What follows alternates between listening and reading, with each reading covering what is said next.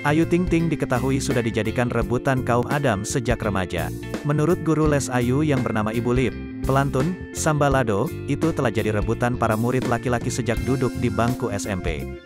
Dari waktu lulus UN nilainya bagus, seleksi masuk paduan suara dia masuk karena bagus. Enggak jaim, nyablaknya sama. Cantik, ungkap Ibu Lip seperti dikutip Grid, ID, Kamis, tanggal 5 Mei tahun 2022. Oleh karena itu, tak heran bila hal ini membuat Ayu Ting Ting jadi sosok primadona, suka, jadi rebutan, tapi kata ibu suruh putus, dia putus beneran. Cuma kata Ayu keren-keren gitu, kan masih anak-anak, biar nyanyinya fokus dulu, pungkas Ibu Lip.